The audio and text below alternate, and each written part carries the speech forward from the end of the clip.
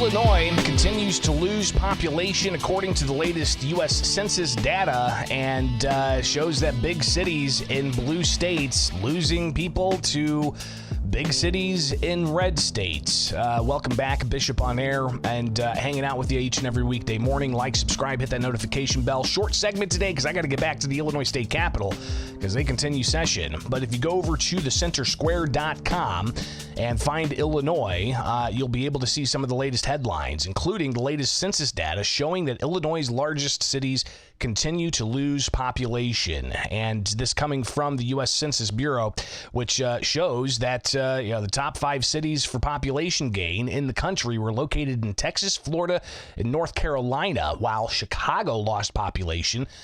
The 4th largest city in the country, Houston, Texas, gained population. And a study by Pew Charitable Trusts also shows that Illinois has the 2nd highest population loss from 2008 to 2023. Ted Dabrowski with WirePoint said that this is going to continue, and it could be setting up Chicago to be worse than the likes of San Francisco. So clearly something's going on here.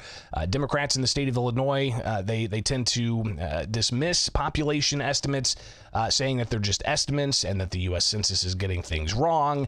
But the numbers continue to come out showing that Illinois is losing population. Some other stories you'll find at thecentersquare.com when it comes to legislative action.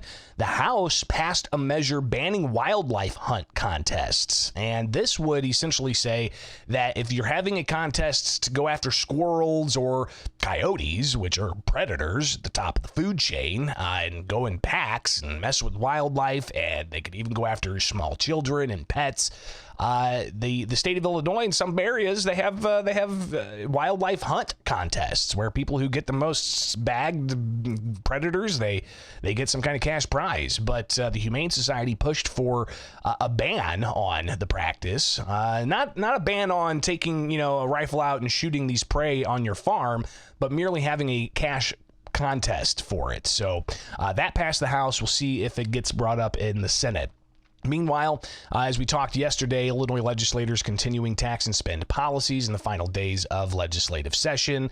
While you've also got Chicago Teachers Union hitting the streets of Springfield, talking about how they need more money for Chicago public schools. But when asked about how they would try to bring up some of the proficiency rates, teachers were asked this from the Chicago Teachers Union. How do you bring up the proficiency rates for students?